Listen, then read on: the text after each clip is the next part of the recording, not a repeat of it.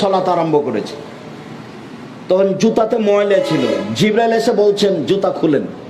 আল্লাহ রাসূল সালাতের মধ্যে জুতা খুলে দিয়েছে, সাহাবীগণ খুলে দিয়েছে। এখন সালাতের পরে আল্লাহ রাসূল দেখছেন সবাই জুতা খুলে দিয়ে। আল্লাহ রাসূল বলছেন কি ব্যাপার, তোমরা জুতা খুলেছো কেন? তো সাহাবীগণ বলছেন আপনাকে দেখলাম এই জন্য।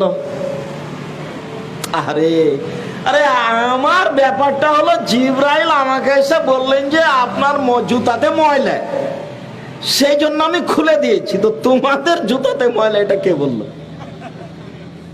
বলেন তো আমি এ বলে কি দেখাতে চেয়েছি আপনাদেরকে? আনুগত্য, অনুসরণ। অনুসরণ বলা লাগেনি। তার মানে 23 বছর জীবনে কোনো একদিন কোনো এক ওয়াক্ত না বলে তিনি সালাত শুরু করেননি। তার মানে এটা কত গুরুত্ব। এখানে মরে যাওয়া ভালো, ফাঁকা করা তো বহু দূরের কথা। অসম্ভব হতে পারে না।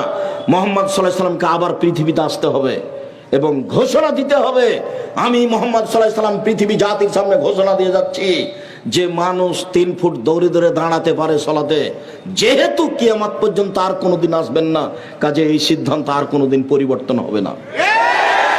এবং কাবা ঘর কেন, সারা পৃথিবীর মানুষ যদি ফাঁকা হয়ে মরা পর্যন্ত দাঁড়ায় কিয়ামত পর্যন্ত, তবে এর বৈধতা আসবে না। বৈধতা নিয়ে আসতে হলে আবার কাকে আসতে হবে দুনিয়ায়? মুহাম্মদ সাল্লাল্লাহু আলাইহি সাল্লাম।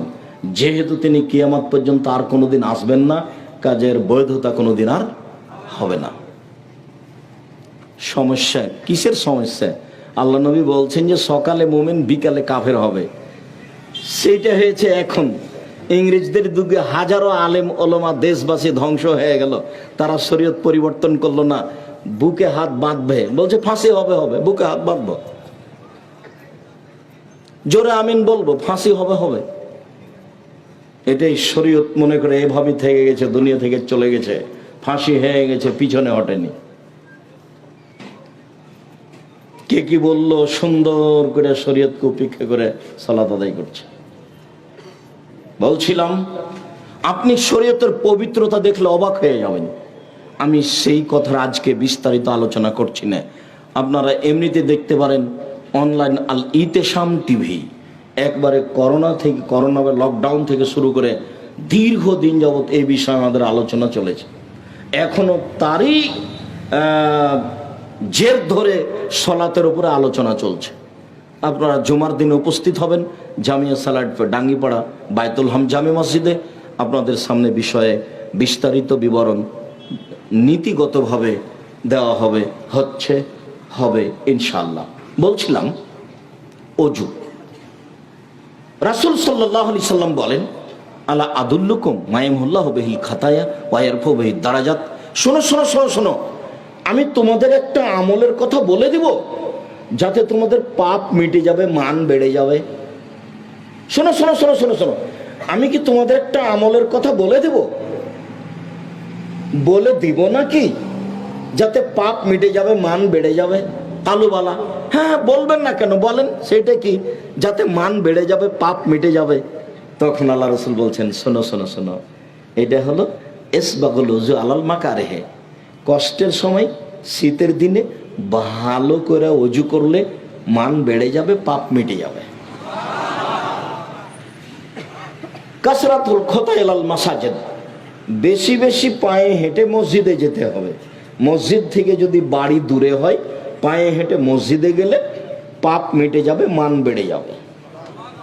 3, ইন্তেজারুস সালাত বাদাস সালাত, এক সালাতের পরে আর এক সালাতের অপেক্ষা করতে হবে।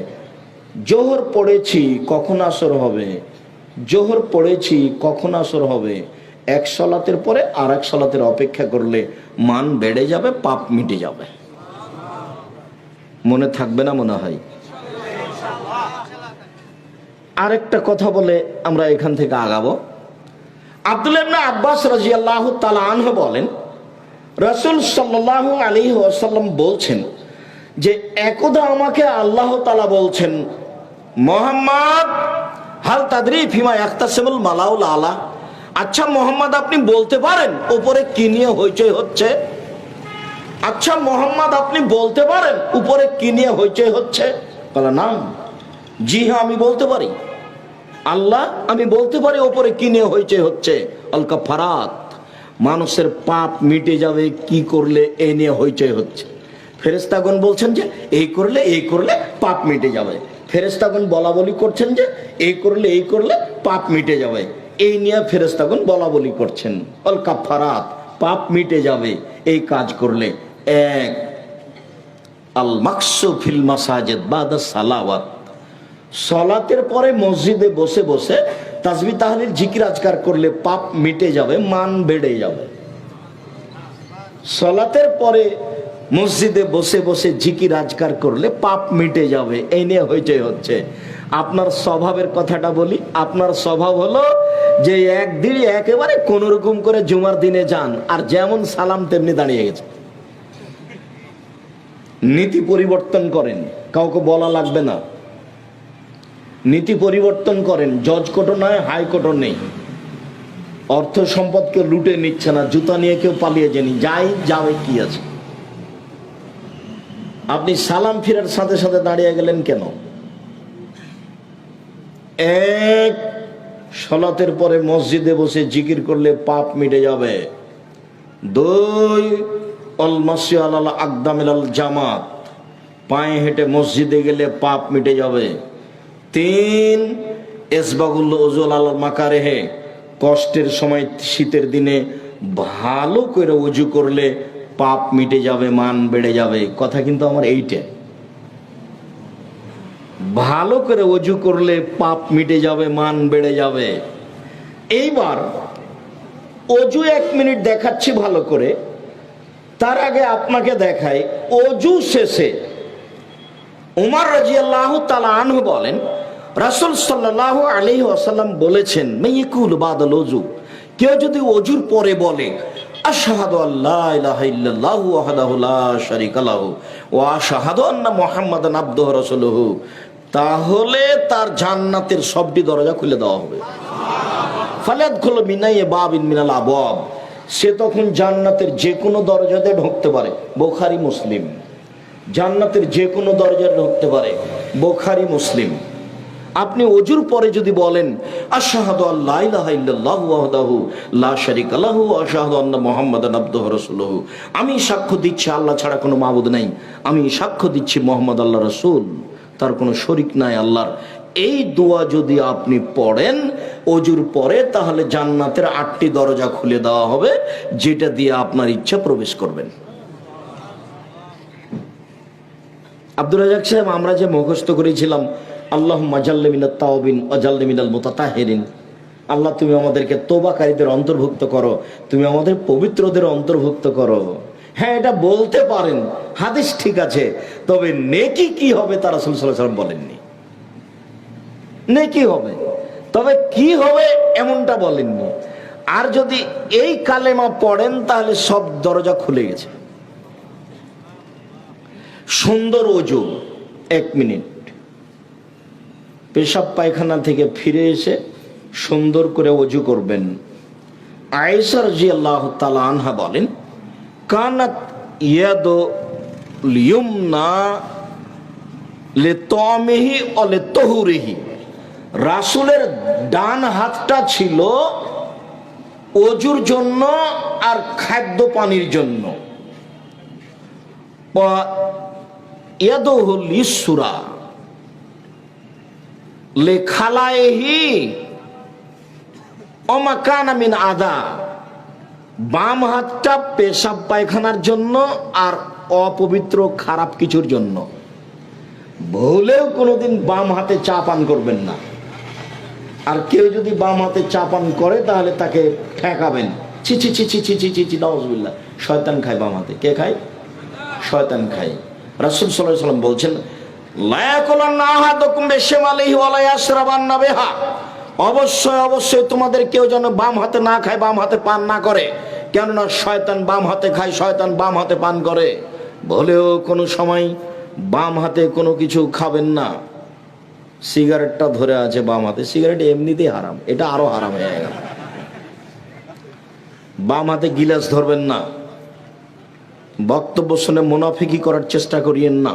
আমি ব্যক্তিগত কোনো কথা বলিনি। আপনার কিছু উপকার করতে চায়, আপনিও মানুষ, আজ হোক আর কাল হোক একদিন চলে যেতে হবে, এই কথাই ঠিক, আগে হোক আর পরে হোক। দীর্ঘদিন ধরে দেখে আসছিলাম শ্যাম মাস্টারকে, এই নদাপাড়া মাদ্রাসার সাথে জড়িত ছিলেন। হাফিজউদ্দিনকে দেখলাম, তারা আজকে দুনিয়া থেকে চলে গেছেন। তারা অনেক বড় সমাজসেবক ছিলেন। আল্লাহ তাদের জান্নাতবাসী করুক, তাদের কবরের শাস্তি মাফ করুক। এলাকা থেকে যারা চলে গেছে তাদেরকে আল্লাহ জান্নাতবাসী করুক, তাদের কবরের শাস্তি মাফ করুক। সম্মানিত দিনী ভাই বোন, যাওয়ার পালা আছে, আজ হোক আর কাল হোক। চট করে একটা কথা মনে পড়লো, 1 মিনিট, মনে কিছু নিয়েন না। কথা যদি আপনার গায়ের উপরে লাগে তবু আপনি মনে কিছু নিয়েন না, লাগতেও পারে। যখন আমি এখানে বাসা করি, যখন লেবার মিস্ত্রি কাজ আরম্ভ করেছে, তখন পাড়ার ছেলেরা গিয়ে হাতুড় দিয়ে কয়েকজনকে মেরে তাড়িয়ে দিয়েছে। কি না, তো 50,000, 2 লক্ষ টাকা লাগবে। তো শাহাদাত শাহর কাছে বিচার দেওয়া হলো। তো উনি বললেন ঠিক আছে, বিচার করে দেবো। তো গেলাম আমি, তো আরো লোকজন আছে। একটা লোক স্বাধীন নামে, ওই পাড়া স্বাধীন তার নাম, তো খুব জোরে চিল্লাচিল্লি করছে, বলছে যে হ্যাঁ আপনি যারা কাজ করবে তাদেরকে বলে লেবার মিস্ত্রি নেননি, এরকম কিছু বলছে। তো অনেক লোকজন আছে। তো ইতিমধ্যে মুকশেদ মন্ডল লাভ দিয়ে উঠে বলছেন, এই তোর কিসের বিচার রে, যা, এখানে কোনো বিচার নেই। তো শাহাদাত হোসেন শাহ তার মুখের উপরে কিছুই বললেন না, একেবারে কিছুই না, চুপ হয়ে থেকে গেল। বৈঠক ভেঙে গেল, সবাই চলে গেল। আমাকে বলে পাঠানো হলো যে ওনাকে কাজ করতে বলবেন, কোনো সমস্যা নেই। ঠিকই পরের দিন লেবার মিস্ত্রি কাজ করছে, কোনো সমস্যা নেই। তো মুকশেদ মন্ডল নেই, এটা হলো মূল কথা। চলে গেছেন, যাওয়ার পালা আছেই, আজ হোক আর কাল হোক। কাজেই কথাকে উপেক্ষা করে কোনো লাভ নেই। কথাকে উপেক্ষা করে করবেন কি, কি হবে এমন কিছুই না। ভুলেও কোনোদিন বাম হাতে খাদ্য পানি ব্যবহার করবেন না। কাউকে দেখলেই নিষেধ করবেন, ছি ছি ছি ছি, বাম হাতে শয়তান খায়। ও কষ্ট পায়, তাকে তিতা লাগুক আর মিঠা লাগুক, তাতে আসে যায় না। বিমানবন্দরে ঢুকে বসে আছি, তো একটা লোক এসে বলছে, চট করে সালাম দিয়ে কথা বলছে, কথা একটু নরম করে বললে হয় না? আমি বলছি যে আমি তো নরম করে বলতে পারি না, নরম করে বলি না, তার ফলাফল ভালো নয়, এই জন্য। তো বলছেন যে নরম করে বললেও তো হয়। তখন আমি বললাম যে আল্লাহ মাফ করুক, এখন বিমানবন্দরে যে লোকগুলো বসে আছে, যদি জরিপ করা হয় যে কার কথা মেনে চলে মানুষ বেশি, আমি যদি প্রথম না হয়ে আমি জাতির সামনে কথা বলবো না। আপনি তখন চট করে বলছে আমিও আপনার কথা মেনে চলি। তো অনেক দিন থেকে ভাবছিলাম কোনোদিন দেখা হলে বলবো যে একটু নরম করে বললেও তো হয়। নরম করে বললে হবে না, বক্তব্যের গতি এটা নয়। এই যা খাতাবা, যখন আল্লাহ রাসূল বক্তব্য দিতেন, অহমারা তাই না হো, তার 2 চোখ লাল হয়ে যেত, ওয়াস্তাদা গাজাব হো, তার রাগ বেশি হয়ে যেত, ওয়ালা সাউত হো, তার কণ্ঠ উঁচু হয়ে যেত, কান মনোজোরা যায়, যেন তিনি সৈন্য দলকে ধমক দেখাচ্ছেন, এই করতে হবে, সেই করতে হবে। এটা যেন তার বক্তব্যের গতি, যেখান দিয়ে যাবে কেটে ছিঁড়ে চলে যাবে, 20 বছর পরে যেন মনে থাকে। তার নাম বক্তব্য। সে পক্ষে থেকে আর বিপক্ষে থাকে, সে বিপক্ষে থেকে তো বুঝেছে, বিপক্ষে আছে মানে কথাও বুঝেছে। আপনি কথা উল্টে ধরলে আমার আসে যায় না, আমি ওই হিসাব করি না। মক্কা মদিনায় যদি কিয়ামত পর্যন্ত মানুষ ফাঁকা হয়ে দাঁড়ায়, তবু আমি আব্দুর রাজ্জাক বিন ইউসুফ আমার হায়াতের বৈধতার ফতোয়া দেব না। সারা দুনিয়া তো বহু দূরের কথা। এবং আমি তখন কোরআন হাদিস আমার সাথে থাকবে না, এই কথা আমি বলবো না। আমি বলবো আমার সাথে কোরআন হাদিস আছে, এই কথা আমি বলবো। আমি তো কোনো বিপদেই পড়িনি। বিপদে পড়লে ভুল পথে যাব এরকম অনুমোদন আছে কি না, বিপদেই পড়লাম না, তার আগে শরীয়তের সাথে এত কিছু আচরণ ধর্ম পাগল হয়ে গেছে। धर्म राजशाही चांपाईनबाबगंज हवाई लड्डू दोनों हाथ में लड्डू है जो चाहे उसको खा ले। धर्म पागल হয়ে গেছে। মোহাম্মদ সাল্লাল্লাহু আলাইহি সাল্লামের নীতি কি পরীক্ষা করে মানুষ ধর্ম দেখাচ্ছে। শুনুন সম্মানিত দিনী ভাই বোন, ভুলেও কোনোদিন খাওয়ার জন্য, পবিত্রতার জন্য বাম হাত ব্যবহার করবেন না। পেশাব পায়খানায় বাম হাত ব্যবহার করবেন, শয়তান বাম হাতে খায়। সুন্দর করে ওযু হয়েছে, দোয়া পড়েছি, এইবার সালাত। ওই দিকের আলোচনাটা লম্বা করলাম না, এইখানে একটু আলোচনা করে যাব। সেই জন্য আল্লাহু আকবার বলে সালাতে দাঁড়াতে হবে। আবু হুরায়রা রাদিয়াল্লাহু তাআলা আনহু বলেন, কানা নবী সাল্লাল্লাহু আলাইহি সাল্লাম ইফতাতিহু ইসকুতু বাদা তাকবীরে বাইনা তাকবীরে ওয়া বাইনাল কিরাতে ইসকাতাতান। আল্লাহ রাসূল আল্লাহু আকবার বলার পরে কিছুক্ষণ থেমে থাকতেন। আল্লাহু আকবার বলার পরে কিছুক্ষণ থেমে থাকতেন। তা আমি বললাম, আল্লাহর নবী, আমার পিতামাতা আপনার জন্য উৎসর্গ হোক, আপনি থেমে চুপ থেকে কি বলেন? আপনি যে চুপ থাকেন তো আপনি কি বলেন? তখন আল্লাহ রাসূল বলছেন, আকুলু, আমি বলি, আল্লাহুম্মা বা'id বাইনি ওয়া বাইনা খাতায়ায়া কামা বা'adta বাইনাল মাশরিক ওয়াল মাগরিব। হে আল্লাহ, তুমি আমাকে আর আমার পাপকে অত দূরত্বে করে দাও। আমার মাঝে আর আমার পাপের মাঝে এত দূরত্ব করো, পূর্ব এবং পশ্চিম একটা থেকে আর একটা যত দূরত্বে রয়েছে, মানে পাপ যেন আমার ধারে কাছে না আসে। আল্লাহ নাক্কিনি মিনাল খাতায়া কামা ইয়ানাক্কাস সাবুল আবিজ মিনাদ দানাস। হে আল্লাহ, তুমি আমাকে আমার পাপকে ধুইয়ে দাও ময়লা থেকে, যেমন ভাবে সাদা কাপড়কে ময়লা থেকে ধুয়ে পরিষ্কার করা হয়। আল্লাহ মাগসিল খাতায়া বিল মাই ওয়া সালজি ওয়াল বারাদ। হে আল্লাহ, তুমি আমার পাপ ধুইয়ে দাও ঠান্ডা পানি দিয়ে, তুষার দিয়ে, বরফ দিয়ে ধুয়ে পরিষ্কার করে দাও। এইটা একটা দোয়া পড়তে পারেন তাকবীরে তাহরিমার পরে। তাকবীরে তাহরিমার পূর্বে একটু কথা বলে রাখি, দাঁড়াবেন, দুই পায়ের মাঝে ফাঁকা রাখবেন, শরীরের ভারসাম্য বজায় রাখতে যতটুকু ফাঁকা রাখা লাগে। দুই পা জমা রাখলে ভারসাম্য রাখা যাবে না। আর মহিলা বৈঠকে চাঁপাইনবাবগঞ্জে বলা হয়েছে যে দুই পায়ের গোড়ালি জমা করে রাখতে হবে, কেননা দুই পা ফাঁকা থাকলে লজ্জাস্থানের যোগাযোগ মাটির সাথে হতে পারে, মাটি অভিশাপ করবে। আবার বৈঠকে বলা হয়েছে, বুবু তুমি যদি সালোয়ার কামিজ পরে থাকো ভালো কথা, আর যদি শাড়ি পরো তাহলে ল্যাঙ্গট পরতে হবে, অন্যথায় নামাজে দাঁড়ালে লজ্জাস্থানের যোগাযোগ মাটির সাথে হবে। বুবু মিথ্যা কথা বলেছেন, ধর্মের নামে একটা অহেতুক নোংরা কথা বলেছে। এত কাপড়ের ব্যবস্থা ছিল না, আর এখানে শিরকি নোংরা কথা কেন? ভুলেও নয়, কখনো নয়। আল্লাহু আকবার বলে সালাতে দাঁড়াবেন, ওযু সুন্দর করে করে আসবেন। ওখানে আর একটা কথা রেখে চলে এসেছি, প্রত্যেকটা অঙ্গকে 3 বার করে ধর নাম সুন্দর ওযু, 3 বার পানি দেওয়া নয়। কবজি পর্যন্ত একবার ধুইতে গিয়ে 10 বার পানি লাগুক।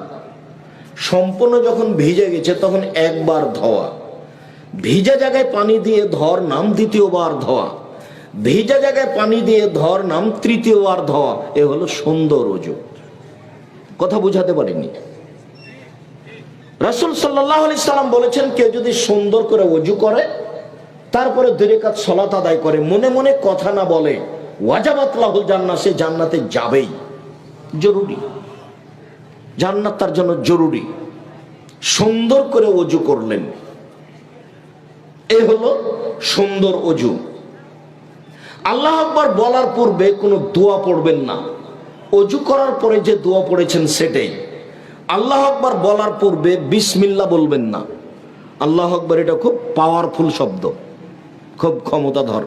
আল্লাহ আকবার, এর পূর্বে বিসমিল্লাহির রহমানির রহিম, আল্লাহ আকবার জিনা। অজু করার সময় বিসমিল্লাহ বলবেন। যদি অজুর সময় বিসমিল্লাহ না বলেন তাহলে অজু হবে না, এই কথা রাসূল সাল্লাল্লাহু আলাইহি সাল্লাম বলেন। অজু করার পরে মহিলাদের মাথা থেকে কাপড় পড়ে গেলে অজু ভেঙে যাবে, কথা মিথ্যে। অজু করার পরে নখ কাটলে অজু ভেঙে যাবে, কথা মিথ্যে। অজু করার পরে বাচ্চাকে দুধ খাওয়ালে অজু ভেঙে যাবে, কথা মিথ্যে। অজু করার পরে কুকুর ছুঁয়ে নিলে অজু ভেঙে যাবে, কথা মিথ্যে। অজু করার পরে অজু ভেঙে যায় না। কি করলে অজু ভাঙে? পেশাব করলে, কি করলে? পায়খানা করলে, কি করলে? বায়ু আসলে, কি করলে? ঘুমিয়ে গেলে, কি করলে? উটের গোস্ত খেলে। এছাড়া ঘেরা গোসলখানায় পরনে কাপড় নেই, খালি গায়ে গোসল করছেন, এরপর অজু ভেঙে যাবে না। লজ্জা স্থানে যদি হাত পড়ে অজু করা, গোসল করার সময়, তাহলে কি অজু ভাঙবে না? জিনা ভাঙবে না, পুরুষ নারীর কারো ভাঙবে না। কেউ যদি উত্তেজিত অবস্থায়, জন উত্তেজিত অবস্থায় পুরুষ বা নারী যদি এই বিশেষ অঙ্গে হাত লাগায় তাহলে অজু ভেঙে যাবে। তাছাড়া অজু ভাঙবে না, স্বাভাবিক গোসলে অজু ভাঙবে না। একাধিক সহিহ হাদিস আমরা সময়ে পেশ করেছি। অজুর ব্যাপারে গুরুত্বপূর্ণ কথা থেকে গেল। আল্লাহু আকবার বলে সালাত আরম্ভ করবেন, তবে হাত উঠাবেন কাঁধ পর্যন্ত। কিছু হাদিসে এসেছে কাঁধ সামনাসামনি, কিছু হাদিসে এসেছে কানের লতি সামনাসামনি, কিছু হাদিসে এসেছে কান সামনাসামনি। তাহলে কান সামনাসামনি, কানের লতি সামনাসামনি, কাঁধ সামনাসামনি। সবচেয়ে উপরে গেল কান, তারপরে কানের লতি একটু নেমে আসলো, তারপরে কাঁধ সামনাসামনি আর একটু নামলো।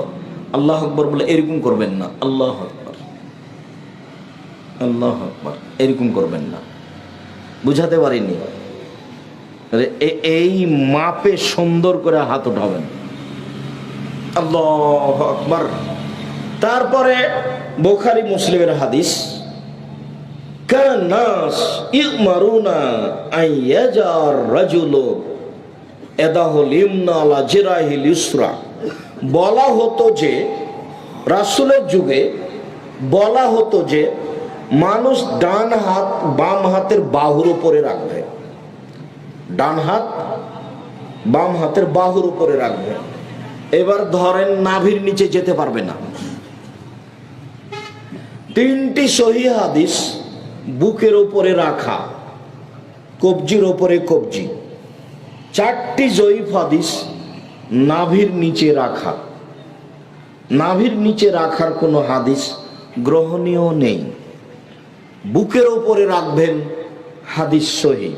তারপরে সানা পড়বেন, তারপরে আপনি বলবেন আউযু বিল্লাহি মিনাশ শাইতানির রাজিম, মারদুদ বিতাড়িত শয়তান থেকে পরিত্রাণ চাচ্ছি, বিসমিল্লাহির রহমানির রহিম, পরম দয়াতা দয়ালুর নামে আরম্ভ করছি।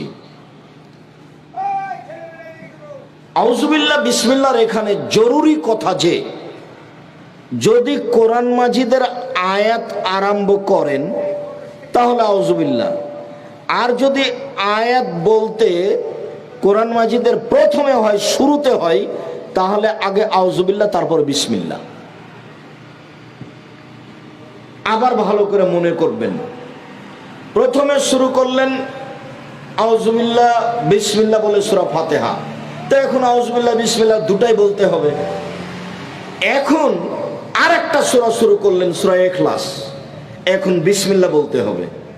কিন্তু আরেকটা সূরার প্রথম থেকে শুরু না করে মধ্যে থেকে শুরু করলেন, তখন কি বিসমিল্লাহ বলবেন? জি না।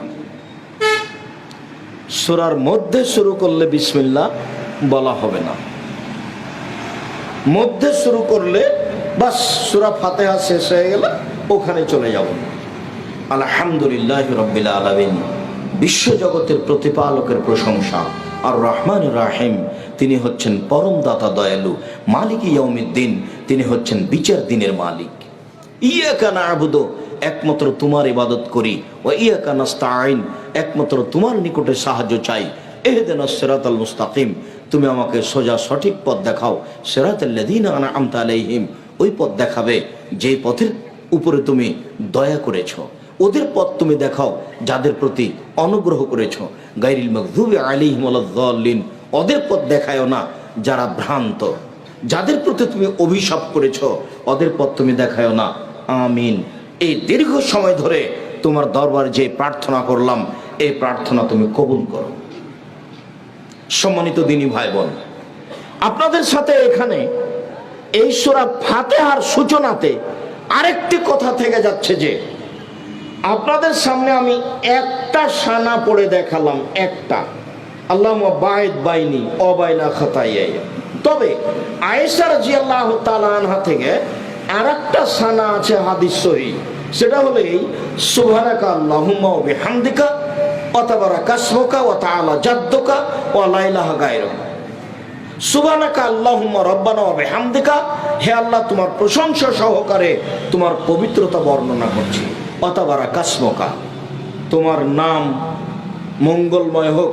ওয়া তাআলা জাদ্দুকা, তোমার মর্যাদা উঁচু হোক। লা ইলাহা গায়রুকা, তুমি ছাড়া কোনো মাবুদ নেই।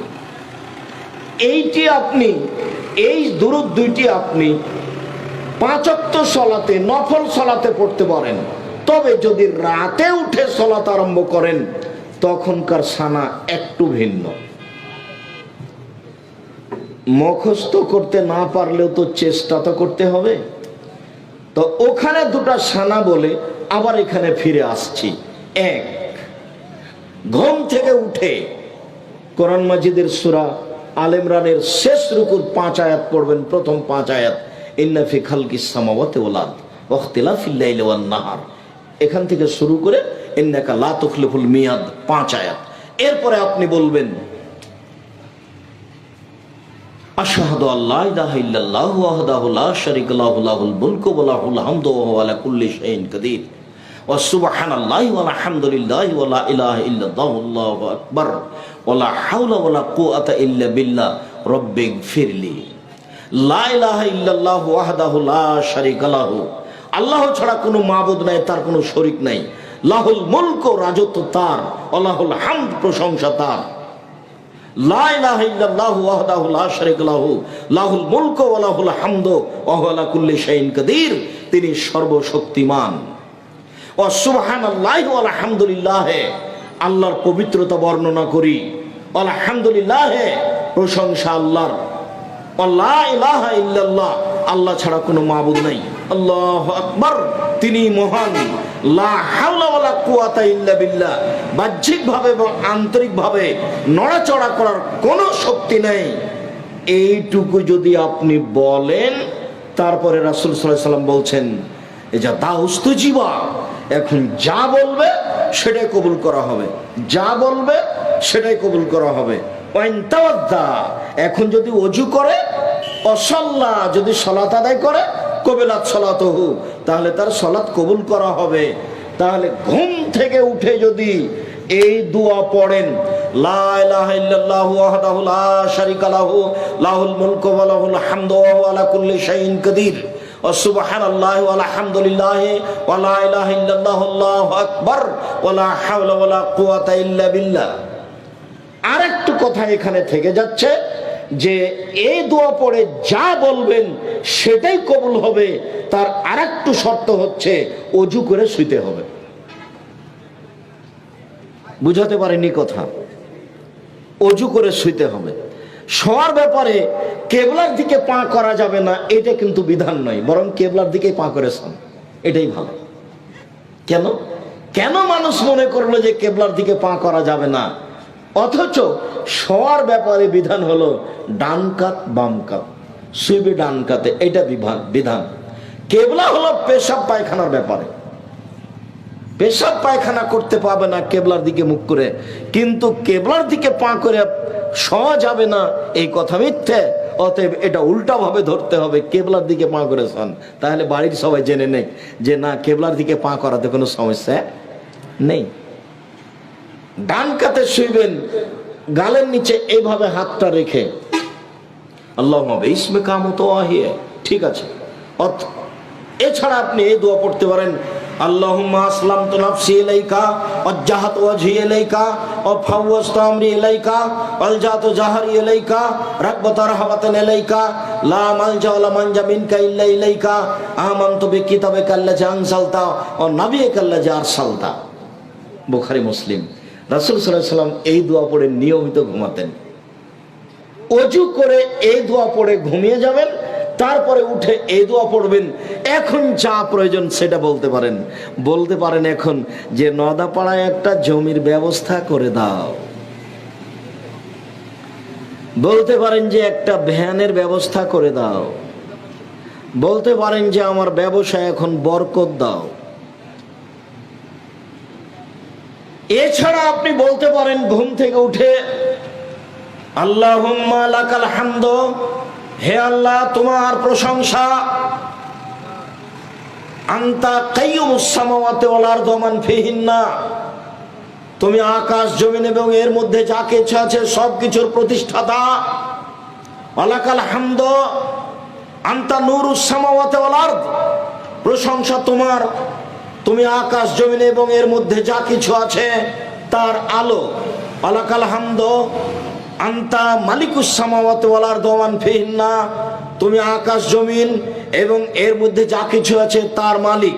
ওয়ালাকাল হামদ, প্রশংসা তোমার, আনতাল হাক্ক, তুমি সত্য, ওয়াদাকাল হাক্ক, তোমার ওয়াদা সত্য, অলেকাওকা হাক্কুন, বিচারের মাঠে তোমার সাক্ষাৎ সত্য, অকাওলকা হাক্কুন, তোমার কথা সত্য, ওয়াল জান্নাতু হাক্কুন, জান্নাত সত্য, অন্নার হাক্কুন, জাহান্নাম সত্য, অন্নাবিউন হাক্কুন, নবীগণ সত্য, মুহাম্মাদুন হাক্কুন, মুহাম্মদ সত্য।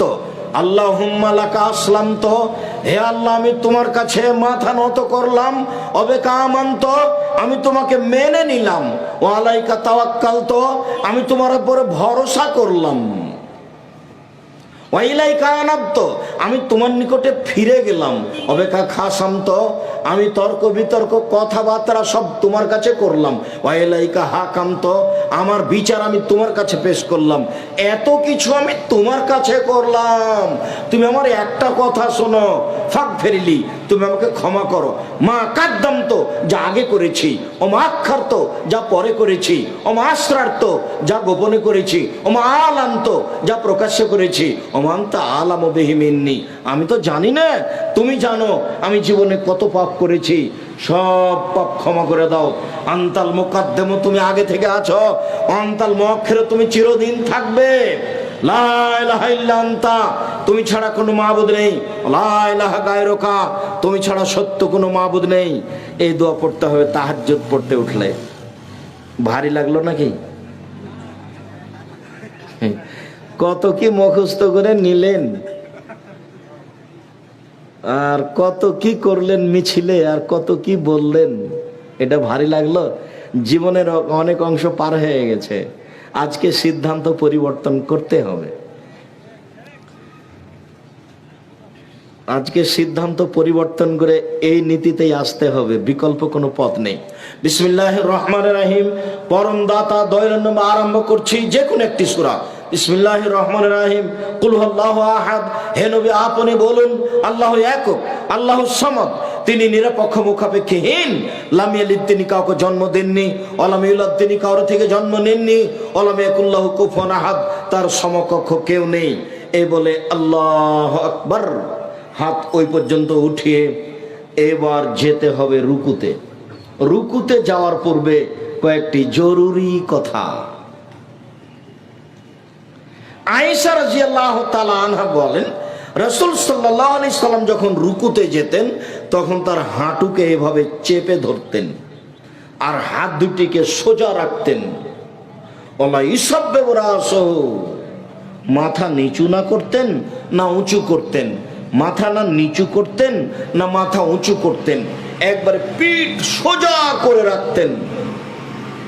একাধিক সহিহ হাদিস। পিঠটা এভাবে বাঁকা করে রাখবেন না। রুকু সিজদা ভুল হলে কিন্তু সলাৎ কবুল হবে না। তিনটে জায়গায় ত্রুটি থাকলে সলাৎ কবুল হবে না। এক অজু, দুই রুকু, তিন সিজদা। সলাৎ এমন একটি ইবাদত যার উপরে নির্ভর করে অন্যান্য ইবাদত। সলাৎ এমন একটি ইবাদত যার উপরে নির্ভর করে অন্যান্য ইবাদত। কোমর থেকে সামনের ওজন হাতের উপরে রেখে দিয়ে আপনি বলবেন সুবহান রাব্বিয়াল আযীম, উঁচু আল্লাহর পবিত্রতা বর্ণনা করছি। নইলে আপনি বলবেন সুবহানাকা আল্লাহুম্মা রাব্বানা ওয়া বিহামদিকা আল্লাহুম্মা ইগফিরলি, হে আল্লাহ তোমার প্রশংসা সহকারে পবিত্রতা বর্ণনা করছি, তুমি আমাকে ক্ষমা করো। নইলে আপনি বলবেন সুবহুন কুদ্দুসুন রব্বুল মালাইকাতুর রূহ, তুমি পাক, তুমি পবিত্র, তুমি ফেরেশতার প্রতিপালক, তুমি জিবরাইলের প্রতিপালক। নইলে আপনি বলবেন সুবহানা যিল জাবরুতি ওয়াল মালাকুতি ওয়াল কিবরি ওয়াল আজমাত। নইলে আপনি সুবহান রাব্বিয়াল আযীম বলতে থাকবেন, বলতে থাকবেন, বলতে থাকবেন। 3 বারের হাদিস ঠিক নয়, 10 বারের হাদিস ঠিক নয়, 5 বারের হাদিস ঠিক নয়, যে যা পারে। মনে থাকবে না মনে হয়? যে যা পারে বেশি বেশি বলার চেষ্টা করবেন। সাহাবী বলছেন আল্লাহর নবী রুকুতে থেকে গেলেন সূরা বাকারা পড়ার সমান। সূরা বাকারা 2.5 পারা, মানে হিসাব নিকাশের বাইরে চলে গেল। মানুষই তো করেন। আমি আর আপনি চেষ্টা করলে পারবো, চেষ্টাই করি না, সাহসই করি না, তাহলে কি হবে? এটাও তো একটা গুরুত্বপূর্ণ ইবাদত। রুকুতে এগুলি বলছি। এবার সামি আল্লাহু লিমান হামিদা, একবার সোজা হয়ে দাঁড়াবেন। আল্লাহ ওই লোকের প্রশংসা শুনলো যে তার প্রশংসা করলো। মিলাস সামাতে, আকাশ পরিমাণ প্রশংসা, মিলাল আরদ, জমিন পরিমাণ প্রশংসা, মিলামা বাইনাহুমা, আকাশ জমিনের মধ্যে যে ফাঁকা আছে এই পরিমাণ প্রশংসা, মিলামা শেতা মিন শাইন বাদ, এরপরে তুমি যত চাও তত তোমার প্রশংসা। এইগুলি বলে আপনি সিজদায় যাবেন। এই ছেলে, এইগুলি বলে আপনি সিজদায় যাবেন। সিজদায় অনেক দোয়া, সুবহান রাব্বিয়াল আলা, এছাড়া দোয়ার বই থেকে অনেক দোয়া মুখস্থ করে নেবেন। অন্যথায় কোরআনের আয়াত ব্যতীত যত হাদিসের দোয়া মুখস্থ আছে সব বলবেন। যদি ঋণ কর্জ থাকে তাহলে বলবেন আল্লাহ মাগফিনি বি হালালিকা না হারামিক ওয়াগনিনি বি ফাদলিকা মান সিওয়াকা। আর যদি খুব পাপ ক্ষমা চাচ্ছেন তাহলে বলবেন আল্লাহ ইন্নাকা আফুবুন তুহিব্বুল আফওয়া ফাফু আন্নি, হে আল্লাহ তুমি ক্ষমাশীল, ক্ষমাকে ভালোবাসো, আমাকে ক্ষমা করো। আর যদি মনে করেন যে আমি কত কি চাচ্ছি ঠিক বলতে পারি না, অনেক কিছু চাই, বাড়ি ঘর জমি জায়গা চাই, তাহলে আপনি বলবেন আল্লাহুম্মা রাব্বানা আতিনা ফিদ দুনিয়া হাসানাতাও ওয়া ফিল আখিরাতি হাসানাতাও ওয়া কিনা আযাবান নার। যখন আপনি এই আয়াতের সাথে আল্লাহুম্মা লাগিয়ে দিবেন তখন এটা আর কোরআন মাজিদের আয়াত থাকবে না। কোরআন মাজিদের আয়াত রুকু সিজদায় পড়া নিষেধ। কিন্তু যখন আপনি এভাবে বলবেন আল্লাহুম্মা রাব্বানা আতিনা ফিদ দুনিয়া হাসানাতাও ওয়া ফিল আখিরাতি হাসানাতাও ওয়া কিনা আযাবান নার, হে আল্লাহ তুমি আমাকে ইহকালে কল্যাণ দাও, পরকালে কল্যাণ দাও, তুমি আমাকে জাহান্নাম থেকে বাঁচাও, তখন এটা হাদিসের দোয়া হয়ে যাবে। আপনি সিজদায় এই দোয়া পড়তে পারেন। সিজদায় বেশি বেশি দোয়া কবুল হয়। রাসূল সাল্লাল্লাহু আলাইহি সাল্লাম বলেছেন সিজদা হচ্ছে দোয়া কবুলের জন্য উপযুক্ত জায়গা। রাসূল সাল্লাল্লাহু আলাইহি সাল্লাম বলেন উমিরতু নাসজুদ আলা সাবাতে আযম, আমাকে 7 হাড়ের উপরে সিজদা করতে বলা হয়েছে। নাক কপাল 1, 2 হাত 3, 2 হাঁটু 5, 2 পায়ের বৃদ্ধাঙ্গুল, এ হলো 7 হাড়ের উপরে সিজদা করতে বলা হয়েছে। নাক কপাল একবারে আগিয়ে রাখবেন যাতে করে আপনার এই শরীরটা লম্বা হয়। আর পাগুলি জমা করে রাখবেন, 2 পায়ের মাঝে ফাঁকা রাখবেন না। হাতগুলিকে কানের পাশে রাখবেন, নইলে কাঁধ সামনাসামনি রাখবেন, উঠিয়ে রাখবেন। রাসূল সাল্লাল্লাহু আলাইহি সাল্লাম বলেছেন কুকুর যেভাবে হাত মাটির উপরে বিছিয়ে দেয় তোমরা এইভাবে হাত মাটির উপরে বিছিয়ে দিও না। কোনোইকে উঁচু করে রাখো, নারী পুরুষ সবাই কোনোই উঁচু করে রাখবে। আপনি বলবেন সুবহান রাব্বিয়াল আলা, আরো অনেক দোয়া। এরপরে আপনি উঠে আসেন আল্লাহুম্মা গফিরলি ওয়ারহামনি ওয়াহদিনি ওয়াফিনি ওয়ারযুকনি, হে আল্লাহ তুমি আমাকে খেতে দাও, আমাকে রুজি দাও, আমাকে বরকত দাও, আমাকে বেকায়দায় ফেলো না। এরপরে আপনি আবার সিজদায় যাবেন, দোয়া পড়বেন যত দোয়া আপনার মুখস্থ আছে কোরআন মাজিদের আয়াত ব্যতীত। এরপরে উঠে আসেন, এ হলো 1 রাকাত। এভাবে আর এক রেখাত। এবার আপনি আত্মাহিয়াতের বৈঠকে বসেছেন, বাম হাতের আঙ্গুলগুলি জমা জমা করবেন, বাম পায়ের পাতার উপরে বসবেন, ডান হাত এই দুটি আঙ্গুল জমা করবেন, তৃতীয় আঙ্গুলের নখের উপরে বৃদ্ধ আঙ্গুলের পেটটা রেখে হাঁটুর করে রেখে দিবেন। এই আঙ্গুলটা অবিরাম নড়বে, এই আঙ্গুলটা অবিরাম নড়বে। আত্তাহিয়াতু লিল্লাহি ওয়াস সালাওয়াতু আত-তাইয়্যিবাতু, সমস্ত ইবাদত আল্লাহর জন্য। আসসালামু আলাইনা ওয়া আলা ইবাদিল্লাহিস সালিহিন, শান্তি আমাদের উপরে, শান্তি সকল ভালো মানুষের উপরে। আশহাদু আল্লা ইলাহা ইল্লাল্লাহু ওয়াহদাহু লা শারীকা লাহু ওয়া আশহাদু আন্না মুহাম্মাদান আবদুহু ওয়া রাসূলুহু, আমি সাক্ষ্য দিচ্ছি আল্লাহ ছাড়া কোনো মাবুদ নেই, আমি সাক্ষ্য দিচ্ছি মুহাম্মদ সাল্লাল্লাহু আলাইহি সাল্লাম তার বান্দা এবং তার রাসূল। আল্লাহুম্মা সাল্লি আলা মুহাম্মাদি ওয়া আলা আলি মুহাম্মাদ কামা সাল্লাইতা আলা ইব্রাহিম ওয়া আলা আলি ইব্রাহিম ইন্নাকা হামিদুম মাজিদ। হে আল্লাহ, তুমি মুহাম্মদ সাল্লাল্লাহু আলাইহি সাল্লাম ও তার বংশধরের প্রতি শান্তি অবতীর্ণ করো, যেমনভাবে ইব্রাহিম আলাইহিস সালাম ও তার বংশধরের প্রতি শান্তি অবতীর্ণ করেছিলে। তুমি প্রশংসনীয়, তুমি জ্ঞানী। আল্লাহুম্মা বারিক আলা মুহাম্মাদি ওয়া আলা আলি মুহাম্মাদ কামা বারাকতা আলা ইব্রাহিম ওয়া আলা আলি ইব্রাহিম ইন্নাকা হামিদুম মাজিদ। হে আল্লাহ, তুমি মুহাম্মদ সাল্লাল্লাহু আলাইহি সাল্লাম ও তার বংশধর প্রতি বরকত নাজিল করো, যেমনভাবে ইব্রাহিম আলাইহিস সালাম ও তার বংশধর প্রতি বরকত নাজিল করেছিলে। তুমি প্রশংসনীয়, তুমি জ্ঞানী। আল্লাহুম্মা ইন্নী যালামতু নাফসি যুলমান কাসীরা, হে আল্লাহ, জীবনে খুব পাপ করেছি, ফাগফিরলি, তুমি আমাকে ক্ষমা করো। মাগফিরাতাম মিন ইনদিক, ক্ষমা একমাত্র তোমার পক্ষ থেকে হয়ে থাকে। ওয়ারহামনি, তুমি আমার উপর দয়া করো। ইন্নাকা আনতাল গাফুর রহিম, তুমি যে দয়াশীল, তুমি যে ক্ষমাশীল, তুমি যদি দয়া না করো, তুমি যদি ক্ষমা না করো, কে আমার প্রতি দয়া করবে, ক্ষমা করবে? আল্লাহুম্মা নাউযু বিকা মিন আযাবি জাহান্নাম, হে আল্লাহ, আমি তোমার কাছে জাহান্নাম থেকে বাঁচতে চাই। ওয়াউযু বিকা মিন আযাবিল কবর, আমি তোমার কাছে কবরের শাস্তি থেকে বাঁচতে চাই। ওয়াউযু বিকা মিন ফিতনাতিল মাসীহিদ দাজ্জাল, তোমার কাছে দাজ্জালের ফিতনা থেকে বাঁচতে চাই। ওয়াউযু বিকা মিন ফিতনাতিল মাহি ওয়াল মামাত, তোমার কাছে বাঁচতে চাই ইহকালের বিপদ, তোমার কাছে বাঁচতে চাই বড় পরকালের বিপদ, তোমার কাছে বাঁচতে চাই ইহকালের বিপদ হতে, তোমার কাছে বাঁচতে চাই পরকালের বিপদ হতে। আল্লাহুম্মা নাউযু বিকা মিনাল মা'সা ওয়াল মাগরাম, তোমার কাছে বাঁচতে চাই ঋণ কর্য হতে, তোমার কাছে বাঁচতে চাই বড় পাপ হতে। ভুলেও কোনোদিন ঋণ কর্য নিয়ে ব্যাংক থেকে টাকা উঠিয়ে ব্যবসা করবেন না।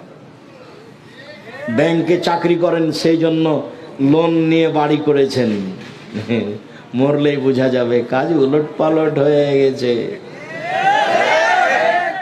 আল্লাহ রাসূল বললেন, এ লোকের ঋণ আছে। জি, তা আমি গেলাম, তোমরাই জানাজা করো। যার ঋণ আছে তার জানাজা নেই। ভুলে কোনোদিন ঋণ নিয়ে জীবিকা নির্বাহ করার চেষ্টা করবেন না। আমি আপনাদের বহুদিন পরামর্শ দিয়েছি, এমনভাবে ব্যবসা শুরু করেন 200 টাকা হলেই হবে। 200 টাকার ব্যবসা দেশে আছে, আপনি কোটি টাকা দিয়ে ঋণ নিয়ে কাজ করতে যাবেন কেন? কথা চট করে এই কথাটাতে মনে পড়ে গেল। আব্দুল্লাহ যে কথা বললো যে রাজশাহীতে বোনকে জমি দেওয়া হয়, তো সেই লোক কি যেন ডক্টরেট করছে কি বিষয়ে, তো আমার কাছে আসলে সে কিছু জিজ্ঞাসা করছে। তো জিজ্ঞাসার এক পর্যায়ে আমাকে বলছে যে আপনার আব্বা তো মারা গেছেন। জি, তো জমি জায়গা, মানে আমার আব্বাকে মাটি দেওয়ার পরে জমি জায়গা ভাগ করার পরে খেয়েছি।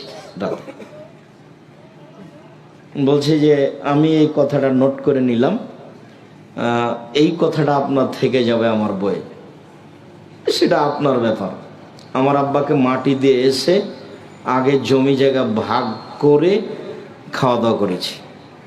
যদি যে জমি জায়গার ভাগ আমরা নিই না, আমি তো কিছু চিনি, আমার ছোট ভাই জমি চিনি না। যেটুকু আমার আবার জমি, আমার বোনেরা ওদের স্বামীরাই জমি চাষ করে খায়, আমরা ওটা নিয়ে কোনোদিন খেয়াল করিনি, ওটা হিসাবও করি না, ওখানে কি হয় তা কোনোদিন জিজ্ঞাসাও করি না। তো আমি আপনাদের অনেক বলেছি অনেক সময় যে আপনার দাদা মারা গেছেন, তো আপনার বাপ জমি ভাগ পাবে সকালে আর আপনার ফুফু পাবে বিকালে, এরকম কি না? দুইজন একসাথে, দুইজন একসাথে, এটাই শরীয়ত। এবং এটাই ভাবতে হবে, কারো হক মেরে খেয়ে এই জীবিকা নির্বাহ করে কোনো সফলতা আসবে না। জীবিকা নির্বাহের উপরে খুব সতর্ক হয়ে যান, এইসব জীবিকা নির্বাহের প্রয়োজন নাই। যাতে অবৈধ উপার্জন আছে। মধ্যখানে আরেকটা জরুরি কথা থেকে গেল, জীবনে একটা কাজ কোনো সময় আপোষ করবেন না, সেটা হলো সলাৎ, নামাজ। একটু পরে পড়ব, এই কথা জীবনে কোনো দিন বলবেন না। 2, হালাল রুজি জীবন বাজি রেখে হলেও করতে হবে। 3, কোরআন মাজিদ তেলাওয়াত করা। 4, দোকানপাটে বসে গল্প জমাবেন না। এই 4টা কথা মনে রাখবেন। আমি সলাতের শেষের দিকে আসছি, তবে আপনাকে আমি জরুরি অনুরোধ করে সলাতের সাথে সাথে এই 4টা কথা মনে রাখার জন্য অনুরোধ জানাচ্ছি। 1, 5 ওয়াক্ত সলাতের সাথে কোনো সময় আপোষ করবেন না, ছেলে মেয়ে বউ বেটি সবাই। 2, হালাল রুজি। 3, কোরআন তেলাওয়াত। 4, দোকানপাটে বসে গল্প। দোকান বসবেন, ওখানে টিভি চলছে, জীবনটা একেবারে 16 আনায় মিছে।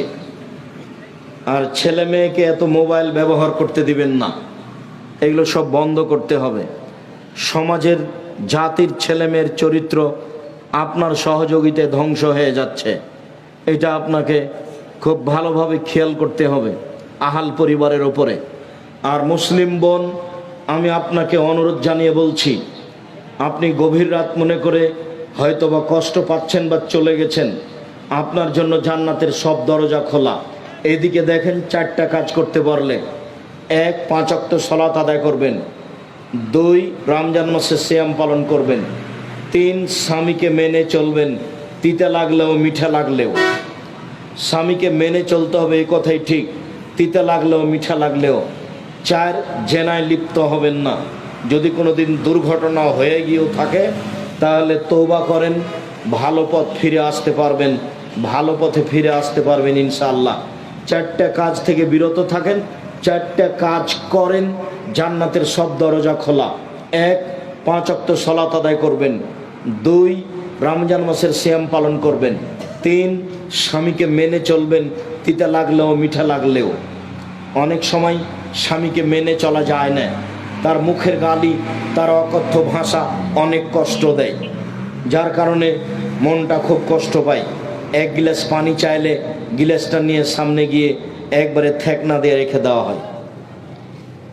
সেটা যাই হোক, যেহেতু এর সাথে সংসার করছেন, কাজেই স্বামীকে মেনেই চলতে হবে, যতই খারাপ লাগুক। আমার আর আপনার কিছু করার নেই, রাসূল সাল্লাল্লাহু আলাইহি ওয়াসাল্লাম এভাবে বলেছেন। 4, জেনায় লিপ্ত হবেন না, জান্নাতের সব দরজা খোলা। আপনাকে আরও একটি অনুরোধ করে যাচ্ছি, জরুরি প্রয়োজন ছাড়া বাড়ির বাইরে যায়েন না। জরুরি প্রয়োজন ছাড়া বাড়ির বাইরে যায়েন না। বাড়ির বাইরে গিয়ে নিজের মান সম্মান রক্ষা করা যাবে না। কোনো মহিলা বাড়ির বাইরে গিয়ে তার মান সম্মান রক্ষা করতে পারে না। কোনো মহিলা পয়সা উপার্জন করে, চাকরি বাকরি করে মান সম্মান রক্ষা করতে পারে না। যেদিন মুহাম্মদ সাল্লাল্লাহু আলাইহি সাল্লাম বিদায় হজের ভাষণে, ওই আরাফার মাঠে বিদায় হজের ভাষণে তিনি বললেন, পৃথিবীর মানুষ, হে পুরুষ মানুষ, তোমরা শুনে রাখো, তোমাদের আমি সতর্ক করছি মহিলাদের ব্যাপারে। পৃথিবীর মানুষ, আমি তোমাদেরকে সতর্ক করছি মহিলাদের ব্যাপারে। 1, তোমরা আল্লাহর সাথে ওয়াদা করে মহিলাদেরকে বাড়িতে নিয়ে এসেছ। 2, তোমরা মোহর দিব বলে তাদেরকে হালাল করেছ। 3, রুজির দায়িত্বে তোমরা। 4, কাপড়ের দায়িত্বে তোমরা, ভরণ পোষণের দায়িত্বে তোমরা। তাহলে স্বামী তার উপার্জনের জিম্মেদারি পালন করবে, এই কথাই ঠিক। আপনি উপার্জন করে সংসারের সমস্যা ঘটাবেন, এই সংসার সুখময় শান্তিপূর্ণ হতে পারে না। যেখানে গন্ডগোল আছে, হইচই আছে, মারামারি আছে, মুখ কথা কাটাকাটি আছে, সেটা সংসার নয়। আল্লাহ তাআলা বলছেন, আমি মহিলাদেরকে সৃষ্টি করেছি যাতে করে তাদের স্বামীরা তাদের কাছে শান্তি তৃপ্তি পায়। যদি আপনাদের দুইজনের মাঝে তর্ক বিতর্ক হয়, যদি সবসময় কথা কাটাকাটি হয়, তাহলে সেখানে শান্তি আছে কি আর তৃপ্তি আছে কি? কথায় কথায় যদি ঝগড়া হয়, তাহলে সেখানে শান্তি আছে কি আর তৃপ্তি আছে কি? নিজের ব্যক্তিত্বকে সবকে একেবারে মাটিতে মিশিয়ে দিয়ে নিজেকে মনে করেন আমার শান্তি তৃপ্তি আমার স্বামীর নিকটেই, আমি তার 2 পায়ের নিকটে সম্মান জানিয়ে তাকে মূল্যায়ন করে জীবিকা নির্বাহ করব। তাহলে আপনিও শান্তিতে থাকবেন, আপনার স্বামীও শান্তিতে থাকবে। এ কথাই ঠিক। আব্দুর রাজ্জাক সাহেবের কথাকে উপেক্ষা করে নারী জাতি 71 টিভিতে সফলতা আনতে পারে না, এটা অসম্ভব। আমি বহুদিন বলেছি, নারীদেরকে সৃষ্টি করা হয়েছে বাচ্চা প্রসবের জন্য এবং স্বামীকে শান্তি তৃপ্তি দেওয়ার জন্য। এটা আমি বলিনি, এসব টিভির আমি 5 পয়সা দাম দিই না। আপনি কি মনে করেন ও শতবার বললেও আমাকে হিসাব করে তাকে কথা বলতে হবে, এ কথা আমি কোনোদিন ভাবিনি। জাতির কলঙ্ক নারী হচ্ছে বেগম রোকেয়া, আমাকে নতুন ভাবে বলতে হবে না। আমি সেদিনে বলে এসেছি বেগম রোকেয়া কেমন নারী সেটা আপনাকে যদি জানতে হয় তাহলে কেন হব অবরোধবাসিনী বই পড়তে হবে। মুসলিম নারীর প্রতি তার কত নোংরা কলম। অবরোধবাসিনী, তার একটা বই পাওয়া যাবে। কেন হব অবরোধবাসিনী? নারীকে সৃষ্টি করা হয়েছে শান্তি তৃপ্তির জন্য, এ কথা আমি বলিনি, এ কথা আল্লাহ বলেছেন। নারীকে সৃষ্টি করা হয়েছে বাচ্চা প্রসবের জন্য, এ কথা আমি বলিনি, এ কথা আল্লাহ বলছেন। আল্লাহ বলছেন নিসাউকুম হারসুল লাকুম ফাতু হারসাকুম আন্না শি'তুম। পৃথিবীর মানুষ, তোমরা তোমাদের স্ত্রীর কাছে তোমাদের খেতে আসো।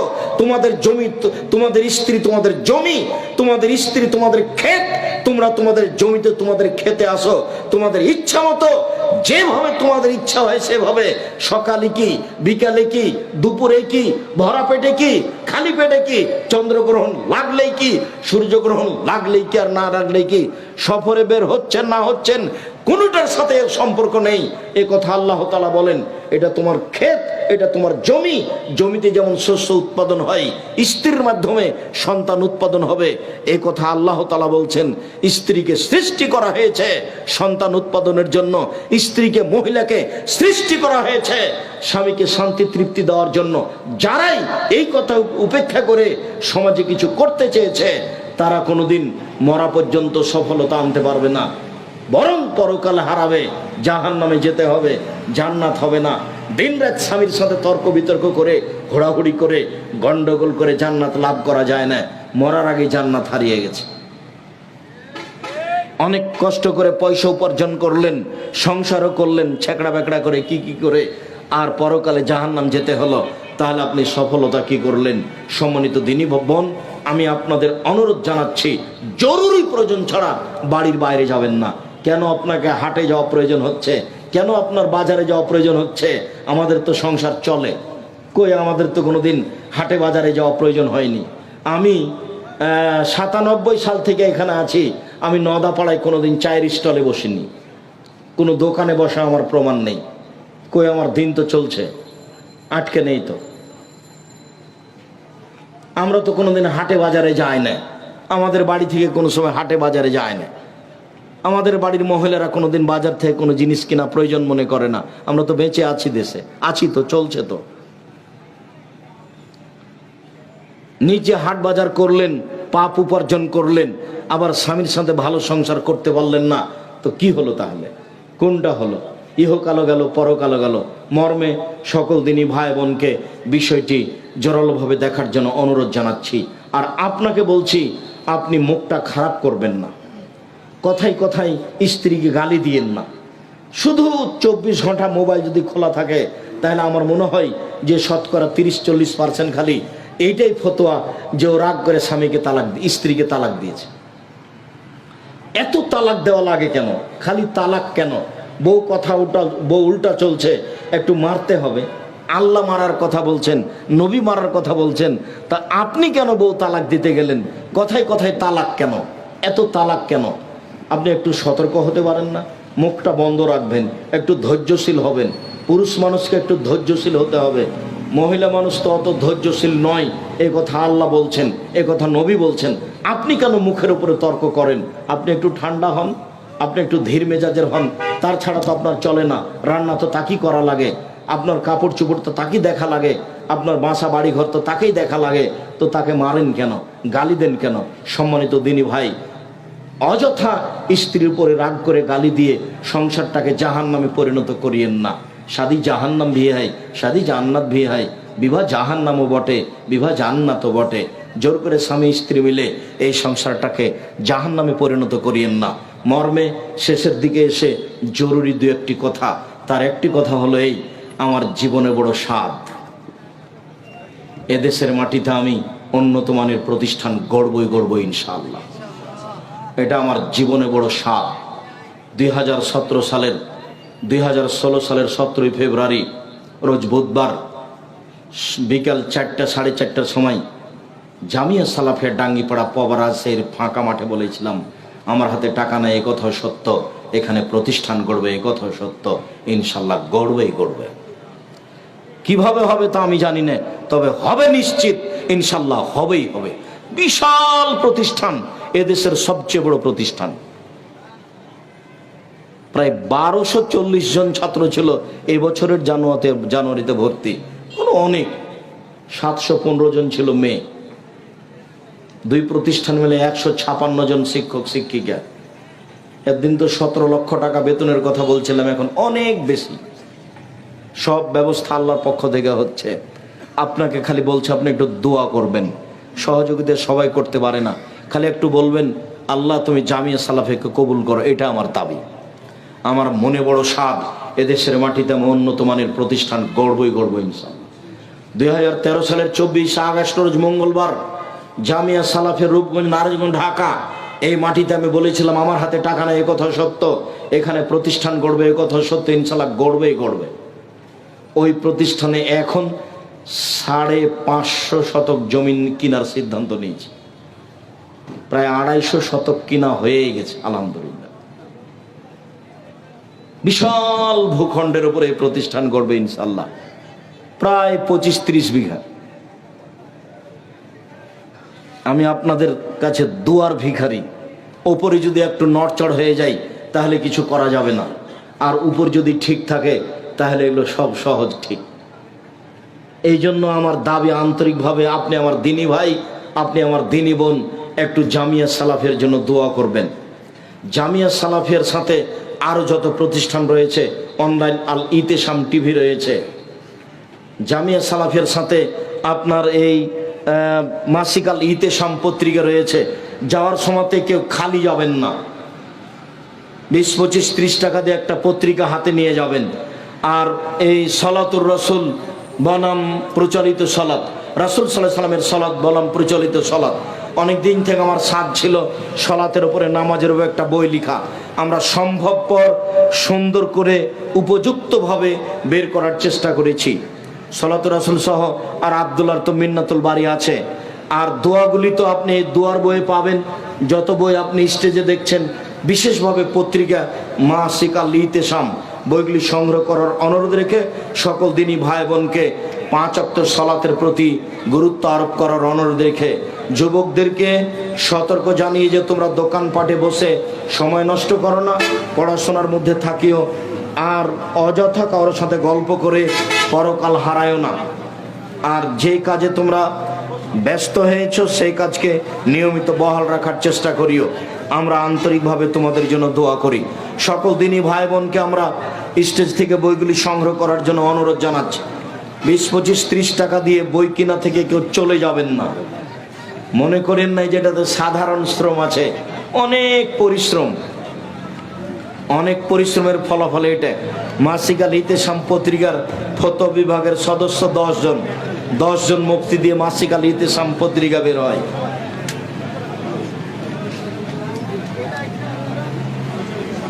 জিজ্ঞাসা, ভাস্কর্য ইস্যুতে তাওহীদি জনতার করণীয় কি? ভাস্কর্য মূর্তির মধ্যে কোনো পার্থক্য নেই। এই সব বক্তব্য আমার কঠোরভাবে আছে, নতুনভাবে কিছু বলার প্রয়োজন আছে তা আমি মনে করি না। আর যারা পার্থক্য দেখিয়েছে ভাস্কর্য মূর্তির, তাদের বিচার দুইবার হবে, ইহকালও হবে, পরকালও হবে। তা হবেই। এইসব জাতির সামনে মূর্খামি পেশ করার কোনো অর্থ আসে না। নূহ আলাইহিস সালামের যুগে যেই ভাস্কর্যগুলো করা হয়েছিল সব পরহেজগার মানুষের ছিল। এক ভাই বলেছেন সবচাইতে বড় শিরক হলো আল্লাহর আইন ব্যতীত অন্য আইন প্রতিষ্ঠা থাকলে, অর্থাৎ মানব রচিত আইন থাকলে মানুষের অন্য ইবাদত কবুল হবে না। কথাটা ঠিক হয়নি, ওটা একটা মহাপাপ। আল্লাহর সাথে শিরক করা সবচেয়ে বড় পাপ। এটা শিরকের অন্তর্ভুক্ত কিনা এটাই অস্পষ্ট। কবরে গেলে সবচেয়ে বড় পাপ হয়। কবরের কাছে কিছু চাইলে বড় পাপ হয়, পীর সাহেবের কাছে বাচ্চা চাইলে বড় পাপ হয়, কবরে মানত মানলে বড় পাপ হয়।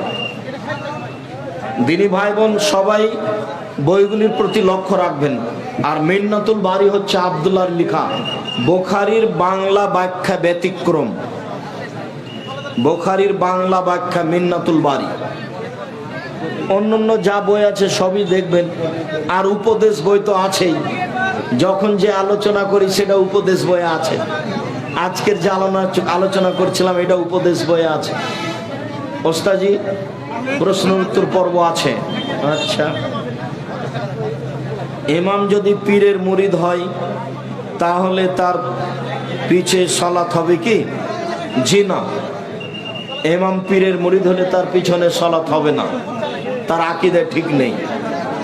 কেউ যদি নবীকে নূরের তৈরি নবী, গায়েব জানে, নবী হাজের নাজের এমন আকীদা রাখলে তার পিছনে সালাত হবে? জি না। শায়েখ আসসালামু আলাইকুম, আমার মেয়ের জন্মের 7ম দিনে আকিকা দিই এবং মাথার চুল মন্ডন করি, তার কি আর চুল মন্ডন বা ছাঁটাই করা যাবে? করতে পারেন, না করাই ভালো। সমস্যা হলে করতে পারেন। মেয়েদের আর চুল কাটার কথা দেখা যায় না, চাচার কথা দেখা যায় না, ছোট করার কথা আছে। রাসূল সাল্লাল্লাহু আলাইহি সাল্লামের বাবা মা কি জাহান্নামী নাকি জান্নাতি? রাসূল সাল্লাল্লাহু আলাইহি সাল্লাম জাহান্নামের কথাই বলেছেন। রাসূল সাল্লাল্লাহু আলাইহি সাল্লাম মায়ের জন্য সুপারিশ, ক্ষমা চাওয়ার অনুমতি চেয়েছিলেন, আল্লাহ ক্ষমা চাওয়ার অনুমতি দেননি। আর নিজের চাচা চোখের সামনে ওনাকে কালেমা পড়াতে পারেননি, ও জাহান্নামে যাবে। যে সামনে যিনি লালন পালন করেছেন, ঘরে রেখেছেন, বিপদে আপদে, তাকে জান্নাতে নিয়ে যাওয়া যাচ্ছে না? বাপ মা জান্নাতে যাবে না।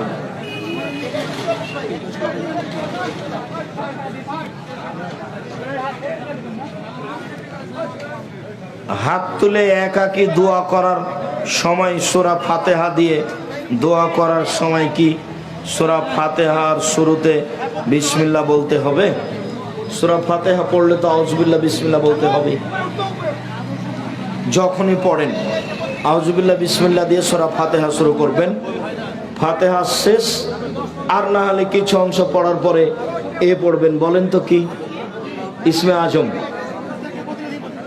আল্লাহ নাসআলুকা বিআন্নাকা আনতাল্লাহ লা ইলাহা ইল্লা আনতাল আহাদুস সামাদুল্লাযী লাম ইয়ালিদ ওয়া লাম ইউলাদ ওয়া লাম ইয়াকুল লাহু কুফুয়ান আহাদ।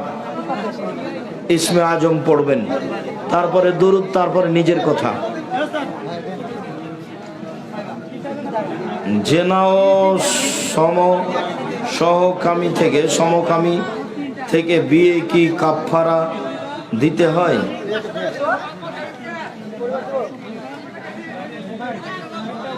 জেনা ও সমকামিতা থেকে ফিরে কাফারা নেই, এগুলো কাবিরা গুনাহ, তওবা করতে হবে। বিচার হলে হলো, বিচার না হলে তওবা। আল্লাহ ক্ষমা করতে পারেন, তিনি সর্বশক্তিমান, নিরাশার কিছু নেই। পুত্র সন্তান হলে গরু জবাই করে এলাকার জনগণকে খাওয়ার এমন মানত করা যাবে কি? মানত করলে দিতেই হবে, মানত করে কোনো লাভ নেই। তবে যদি মানত করে থাকেন তাহলে জবে করেন, তবে এটা আকিকা হিসাবে জবে করবেন না, আগের দিন করে নিয়েন সন্ধ্যার সময়।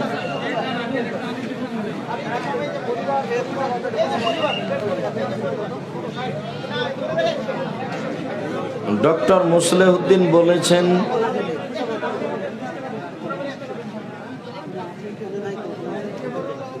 কি মাস্ক করতে হবে, সেটা কারণ নাম আপনার পেশ করার কি প্রয়োজন? নাহা রাসূল সাল্লাল্লাহু আলাইহি সাল্লাম ইরশাদলে আয়ুগাত্তার রাজুল ফাহ, কোন ব্যক্তির কথা এখানে বলতে হবে না, প্রয়োজন নেই। রাসূল সাল্লাল্লাহু আলাইহি সাল্লাম কাপড় টাকনোর নিচে ঝুলিয়ে পড়তে নিষেধ করেছেন, আর সালাতের সময় মুখ ঢাকতে নিষেধ করেছেন। জি, আর কে কি বলেছে ওটা আমার কারো আগে থেকে আছে, যে নতুন ভাবে জানানোর কোনো প্রয়োজন নেই। আর আমি কারোর কথা হিসাব করে কথা বলতে হবে এটা কোনোদিন প্রয়োজন মনে করিনি। মানবতা সেবা ফাউন্ডেশন আপনি একটু ঘোষণা করে দিতেন তাহলে একটু ভালো হতো। আমাদের ফাউন্ডেশন তোমরা করেছো অনেক, জাযাকুমুল্লাহ খাইর, বারাকাল্লাহ। তো ঠিক আছে, শুকরিয়া। জামিয়া সালাফিয়া ডাঙ্গিপাড়ায় জুমার মসজিদে মাঝে মধ্যে যাওয়ার জন্য আমাদের পক্ষ থেকে আন্তরিকভাবে অনুরোধ থাকছে, আর প্রতিষ্ঠানের জন্য দোয়া করার ব্যাপারে আন্তরিকভাবে অনুরোধ থাকছে। আর আজকের বিবরণ অনুযায়ী বিশেষভাবে 5 ওয়াক্ত সালাত যে কোনো ঠিক আছে, শুকরিয়া। জামিয়া সালাফিয়া ডাঙ্গিপাড়ায় জুমার মসজিদে মাঝে মধ্যে যাওয়ার জন্য আমাদের পক্ষ থেকে আন্তরিকভাবে অনুরোধ থাকছে।